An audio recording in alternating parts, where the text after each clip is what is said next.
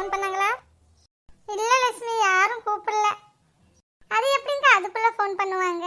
நேற்று தானே போனாங்க, நேற்று நைட்டு தான் போயிருப்பாங்க. இன்னைக்கு தான் ஏதாவது ஃபோன் வருதான்னு பார்க்கணும். இல்லாட்டினா நாம கூப்பிட வேண்டியது தான். அதான் அவங்க ஆடி முடியட்டும், அதுக்கப்புறமா என்ன ஏதுன்னு பேசிக்கலாம்னு சொல்லிட்டு தானே போயிருக்காங்க. ஒன்றும் பிரச்சனை இல்லை, அவங்களே கூப்பிடுவாங்க. 2-3 நாள் பொறுமையாக இருந்து பார்த்துட்டு அதுக்கப்புறமா நாம கூப்பிடலாம். கோமதி இருக்காக்கு நம்ம வாக்கு கொடுத்த மாதிரி எல்லாம் பண்ணி முடிச்சாச்சு. அந்த மாப்பிள்ளையும் கிடச்சிருச்சு. நீங்கள் அடுத்தடுத்து நிச்சயதார்த்தம் கல்யாணம் அந்த வேலையை தான் பார்க்க வேண்டியிருக்கு. ஏன் கோமதிக்கா, அதுக்குள்ளே நீங்கள் வீடு கட்டிடுவீங்களா? நானா உட்காந்து பெரிய பொண்ணு வீட்டை கட்டிட்டு இருக்கேன்.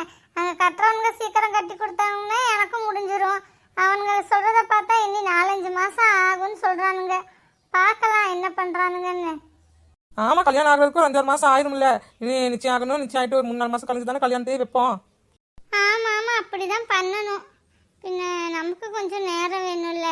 எல்லாம் பணம்லாம் ரெடி பண்ணணும். பின்ன பிள்ளைக்கு வாங்க வேண்டியதெல்லாம் வாங்கணும். இந்த லட்சணத்தில் நாங்கள் வீட்டையும் கட்டிகிட்ருக்கோம். எப்படி வீட்டையும் கட்டி இந்த கல்யாணத்தையும் பண்ணுவோன்னு சொல்லி தெரியலை. அதெல்லாம் நீ பண்ணிடுவ கோமதி, உனக்கெல்லாம் ஒரு பிரச்சனை இல்லை. உனக்கு கல்யாண செலவு பணம் இல்லாட்டினா கேளு, நான் என்கிட்ட இருக்கிற கொஞ்சம் பணத்தை உனக்கு தரேன். நீ உன்னால எப்போ முடியுதோ அப்போ திருப்பி கொடு, ஒன்றும் பிரச்சனை இல்லை. ஆமாங்க்கா, என்கிட்ட கொஞ்சம் பணம் இருக்கு, அதையும் நான் தரேன். எப்போ உங்களுக்கு கல்யாணம் பண்ணணும்னு இருக்கோ அப்போ பண்ணிருங்க. ஆமாம், பணம் இல்லைன்னு சொல்லி நினச்சி அப்படியே உட்காந்துட்டு இருக்காதீங்க. நான் எங்ககிட்ட எல்லாம் நாங்கள் கொஞ்சம் கொஞ்சமாக சேர்த்துன பணம் எல்லாம் இருக்கும். ஒரு 1-2 லட்ச ரூபா அப்படின்னு சொல்லி நாங்களும் வச்சிருக்கோம். அதை நாங்கள் தரோம். உங்களுக்கு எவ்வளோ வேணுமோ அவ்வளோ வாங்கிக்கோங்க. ஏன்னா நீங்கள் சொன்ன மாதிரி வீடையும் கட்டிட்டு இருக்கீங்க. இப்போ கல்யாணமும் பண்ணணும்னா கையில் சுத்தமாகவே காசு இருக்காது. அதனால் இப்போதைக்கு நீங்கள் வாங்கிக்கோங்க. பின்ன உங்களுக்கு 4 பிள்ளை நேரம் கிடைக்கிறப்போ இல்லை எப்பாவது உங்களுக்கு காசு கிடைச்சதுன்னா கொடுங்க. ஒரு அவசரமும் இல்லை. அதுவும் சரிதான். இருந்தாலும் இப்போ நான் உங்ககிட்ட இருந்தெல்லாம் வாங்கிட்டு பின்ன நாளைக்கு எல்லாத்துக்கும் ஒட்டுமொத்தமாக திருப்பி தரப்போ எனக்கு பெரிய தொகையாக வந்து நிற்கும்ல. அதனால நானே கொஞ்சம் மெதுவாக கல்யாணம் பண்ணேன்னா நானே ஏதாவது கொஞ்சம் நெஞ்சம் இருக்கிறத சேர்த்து பண்ணிடுவேன். ஆனால் உங்ககிட்ட இருந்தெல்லாம் கடன் மாதிரி வாங்கினோம்னா மொத்தமாக தரப்போ அது ரொம்ப பெரிய தொகையாக தெரியும். இந்த பாரு கோமதி, நீ சும்மா அதை இதுன்னு யோசிச்சுட்டு இருக்காத. தைரியமாக இரு. நாங்கள் இத்தனை பேர் உனக்கு உதவி பண்ணுறப்ப நீ எதுக்கு பயப்படுற? உனக்கு என்ன வேணுமோ எல்லா உதவியும் நாங்கள் பண்ணுறோம், சரியா? நீ எதுக்கும் கவலைப்படாத, எதுக்கும் பயப்படாத, எதை பற்றியுமே யோசிக்காத. உனக்கு எப்போ பணம் வேணுமோ வேணும்னு சொல்லி நாங்கள் கொண்டு வந்து தரோம். நீ ஒவ்வொருத்தவங்களுக்கா கொஞ்சம் கொஞ்சமாக முடியிறப்ப கொடு. ஒட்டு மொத்தமாக எல்லாத்துக்கும் ஒரே டைம் எதுக்கு தர? எப்போ உங்ககிட்ட பணம் இருக்கோ அப்போ கொஞ்சம் கொஞ்சமாக கொடு, அவ்வளோதான். ஆமாம், இதுக்கு போய் ரொம்ப யோசிச்சுட்டு இருக்காதீங்க, சரியா? நாங்கள்லாம் உங்களை மாதிரி இல்லை. எங்களுக்கெல்லாம் நல்ல பரந்த மனப்பான்மை இருக்கிறது. நாங்கள் யார் பணம் கேட்டாலும் கொடுத்துருவோம். உங்களை மாதிரியெல்லாம் நாங்கள் இருக்க மாட்டோம். சரி, இப்போ அதை விடுங்க. எனக்கு நேற்று பூஜாக்கு பொண்ணு பார்க்க வந்தப்போ பூ வைக்க வந்தப்பெல்லாம் எனக்கு பொண்ணு பார்க்க வந்து பூ வச்ச ஞாபகம்லாம் வந்துருச்சுங்கக்கா. என்னவுமா, மலரும் நினைவுகளா? ஆமாங்கக்கா. கிழிஞ்சது போ. ஏய், உனக்கும் மாடி எனக்கும் அப்படிதாண்டி இருந்துச்சு. சுத்தம். என்ன இவர் பொண்ணு பார்க்க வந்தப்போ என்னை பார்த்தது தான் அப்படியே வாய் அடைச்சு போயிட்டாருங்கக்கா. ஒன்றுமே பேசலை. அதுக்கப்புறம் பொண்ணு மாப்பிள்ளை பேசுறீங்கன்னா பேசிக்கோங்கன்னு சொன்னாங்க. அப்போல்லாம் நான் பயந்து வேண்டாம்னு சொல்லிட்டேன்க்கா. என்னால் என்னை பார்த்து அப்படியே அழகுல மயங்கி விழுந்துட்டாராம்மா. அதுக்கப்புறம் கல்யாணம் ஆகுறதுக்கு முன்னாடி நிச்சயதார்த்தம்லாம் ஆனதுக்கப்புறம் ஃபோனில் பேச ஆரம்பிச்சோங்க்கா. எப்படியோ ஒன்று ஃபோன் நம்பரை கண்டுபிடிச்சா. அப்போல்லாம் இந்த பட்டன் ஃபோன் தானே, டச் ஃபோன் எல்லாம் இல்லை. அப்போ எங்கள் வீட்டில் எங்கள் அம்மாவுக்கு ஒரு ஃபோனு, எங்கள் அப்பாவுக்கு ஒரு ஃபோனுன்னு 2 ஃபோனே தான்க்கா இருக்கும். எனக்கெல்லாம் ஃபோனே இருக்காது. அதில் எங்கள் அம்மா ஃபோனுக்கு கூப்பிட்டு சும்மா பேசுவாருங்கக்கா. நானும் குளிக்கிறப்போ பேசுவோம், பாத்ரூமில் இருக்கிறப்ப பேசுவோம், சாப்பிட்றப்ப பேசுவோம், நைட்டு தூங்க போகிறதுக்கு முன்னாடி பேசுவோம். இப்போ 24 மணி நேரம் பேசிட்டே தான்க்கா இருப்போம். இருக்கட்டும். ஆமாம், அவர் உன்னை பார்த்து எதுக்கு வாயடிச்சு போகணும்? தலை தெரிக்க ஓடி இருக்கணும்ல. எப்படி வாயடிச்சு போயிருப்பாரு? அப்போ நீங்கள் கொடுத்த பஜ்ஜி போண்டால அவர் வாயை அடைச்சிட்டீங்க போல. அது தெரியாமல் அவர் உன்னை பார்த்து வாயடிச்சு போயிட்டாருன்னு நினச்சிட்டீங்க நீங்கள். அப்போ நான் அழகா கரீனா கபூர் மாதிரி இருப்பேன், தெரியுமா? எல்லாரும் என்ன அப்படிதான் சொல்லுவாங்க. இப்பவே நல்ல கலரா இருக்கேன், நல்லா தான் இருக்கேன். அப்போ ஒரு 15-17 வருஷத்துக்கு முன்னாடி யோசிச்சு பாரு நான் எப்படி இருந்திருப்பேன்னு. எப்பா, இது உலகமாக பொய்யிடா சாமி. ஏன் ஒத்தரோசா, இந்த விஷயம் கரீனா கபூருக்கு தெரியுமா? சொல்லிடாத, தெரிஞ்சா செத்துரும். பெரிய பொண்ணு, நீங்களும் நான் வெஸ்டர்ன் ட்ரெஸ் போட்டு பார்த்ததில்ல பெரிய பொண்ணு. பார்த்தீங்கன்னா தெரிஞ்சிருக்கும். நல்ல வேலை அந்த கொடுமையை நாங்கள் பார்க்கல, இல்லாட்டினா எங்கள் கண்ணு நொல்லையா இருக்கும்.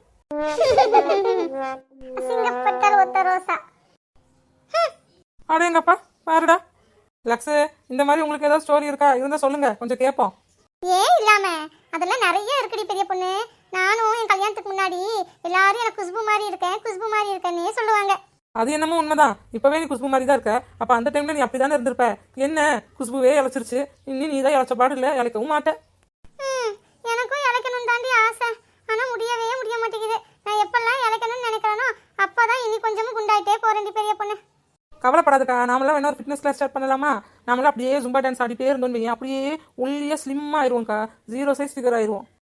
அப்படியே ஆரம்பிக்கலாண்டி அப்பனா இப்பவே ஆரம்பிக்கலாண்டி.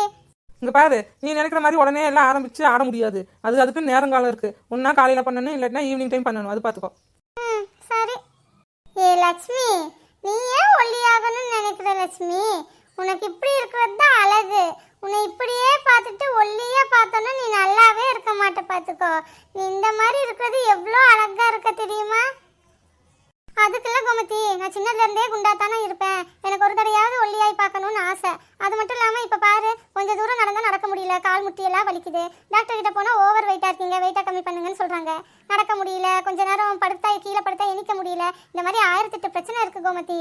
அதுக்கு என்ன ரிசீவ் பண்ணுறது? கொஞ்சம் கொஞ்சம் வயசாயிடுச்சா ஒவ்வொரு பிரச்சனை வந்துட்டு தான் இருக்கும். இதுக்கு நீ என்ன பண்ண, நல்லா கருப்புளுந்து உருண்டை பிடிச்சி சாப்பிடு, இல்லைன்னா கருப்புளுந்துல களி கிண்டி சாப்பிடு, இல்லைன்னா இந்த பிரண்டையில் துவையல் பண்ணி சட்னி பண்ணி அந்த மாதிரி அரைச்சி சாப்பிட்டேன்னா எலும்புக்கெல்லாம் நல்லா வலு கிடைக்கும். பின்ன எப்பவுமே உனக்கு இந்த இடுப்பு வலி, கால் வலி, மூட்டு வலி எதுவுமே வராது, நல்லா இருக்கும். நீ வேணா ஒரு மாசத்துக்கு இந்த மாதிரி சாப்பிட்டு பாரு. அடுத்த மாசத்துல இருந்து இந்த வலியெல்லாம் இருக்கிற இடம் தெரியாம அப்படியே பறந்தே போயிடும். ஆமாங்க லட்சுமிக்கா, நானும் கேள்விப்பட்டிருக்கேன். இந்த மாதிரி எல்லாம் சாப்பிட்டா நல்லா ஆரோக்கியமா இருக்கலாம், இந்த எலும்புகளுக்கெல்லாம் நல்லா வலு கிடைக்குமாமா.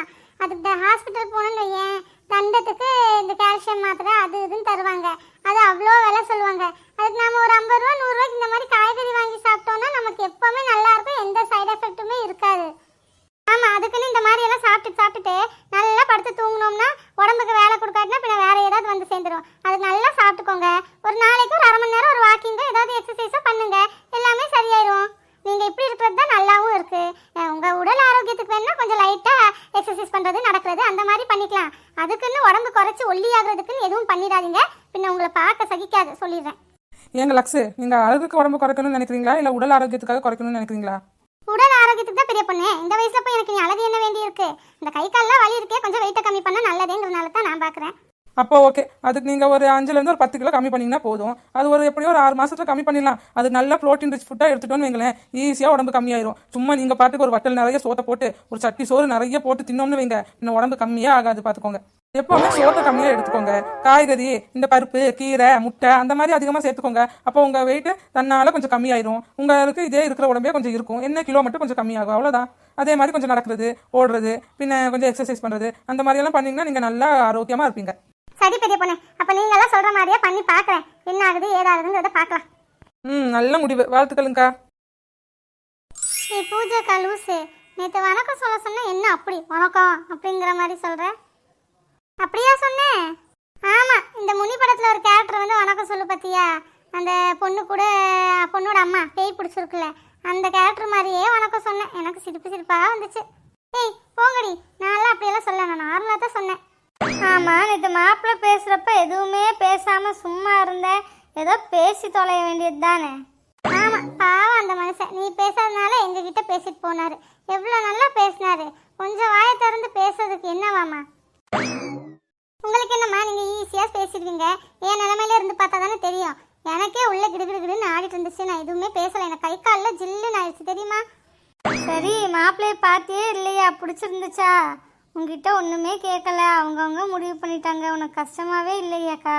நான் எல்லாம் மாப்பிள்ளையை பார்க்கலடி, நீங்கள்லாம் பார்த்தீங்கல்ல, நல்லா இருக்காருந்தானே சொன்னீங்க. உங்கள் எல்லாத்துக்கும் பிடிச்சிருக்கு. அவர் உங்கள் எல்லாருக்கிட்டையும் பேசுனதை பார்த்துட்டு கேரக்டரும் நல்லவராக தான் தெரிகிறது. அதனால எனக்கு ஒன்றும் பிரச்சனை இல்லைடி. ஏய் பொய் சொல்லாத கள்ளி, நீ எப்படியாவது சைடு கண்ணால பார்த்துருப்ப, நீ எல்லாம் பார்க்காம இருந்திருக்க மாட்டேன். ஆனால் நீங்கள் வேற போங்கடி, நானே ரொம்ப பயமாக இருந்துச்சுன்னு சொல்லிட்டு இருக்க. சும்மா பாத்தியா பார்த்துருப்பேன்னு கேட்டுட்டு இருக்கீங்க. நான் அவர் மூஞ்சியாவே பார்க்கல, பார்த்தாலும் அவர் ஷோல்டர் வரைக்கும் தான் பார்த்தேன். அவர் சரி ஏதோ பேசிட்டு இருந்தாரு, அவரை பற்றி சொல்லிட்டு இருந்தாருன்னு சொல்லிட்டு அவர் நிமிர்ந்து பார்க்கவே எனக்கு ஒரு மாதிரியா இருந்துச்சு. அதனால அவர் ஷோல்டர் வரைக்கும் தான் பார்த்தேன். அப்போ நீ நிஜமாலுமே பார்க்கலையா? ஐயோ, இது தெரிஞ்சிருந்தா நேற்றே மாப்பிள்ளைய ஒரு ஃபோட்டோ எடுத்து உனக்கு காமிச்சிருப்போமே. ஆமாம்ல, ஒரு ஃபோட்டோ கூட எடுக்கல மாப்பிள்ளைய. சரி, உன்னையாவது ஒரு ஃபோட்டோ எடுத்துருக்கலாம். சரி விடு, கொஞ்சம் நீ ஒரு இந்த மாதம் கழிஞ்சதுக்கப்புறம் நிச்சயம் பண்ணுவாங்கல்ல, அப்போ மாப்பிள்ளையை பார்த்துக்கிறியாமா? நிச்சயம் ஆனதுக்கப்புறம் இனி மாப்பிள்ளைய பார்த்தா என்ன, பார்க்காட்டினா என்ன, எல்லாம் ஒன்று தான். ஆமாம், இனி வளர்மதி வயசுக்கு வந்தா என்ன, வரலைன்னா என்ன, அதான் நிச்சயம் ஆயிடுச்சுன்னா அவங்கள தானே கல்யாணம் பண்ணுவேன். விடு, டேரெக்டாக கல்யாணத்துலேயே பார்த்துக்கோ. அவர் பேசுனதையாவது கேட்டியா? எனக்கு அதுக்கப்புறம் அவர் என்ன பேசினாரு ஏது பேசினாருங்கிறது எதுவுமே எனக்கு தெரியலடி. அவ்வளோ பயமா இருந்துச்சு. பயமா உனக்கா? அடட, நம்பவே முடியலையே. பயம் இல்லடி, பயம்னா பயம் கலந்த ஒரு வெக்கம். ஓ, வெக்கமா? கேட்டியாடி, வெக்கமாமா. இருங்கடி இருங்க, உங்களுக்கு கல்யாணம் ஆகும்ல, அப்ப நான் பாத்துக்கிறேன் நீங்க என்ன பண்றீங்கன்னு. எனக்கு கல்யாணம் ஆகிறதுக்கெல்லாம் இன்னி 3-4 வருஷம் இருக்குக்கா. நான் எல்லாம் இவ்வளோ சீக்கிரமாக கல்யாணம் பண்ண மாட்டேன்.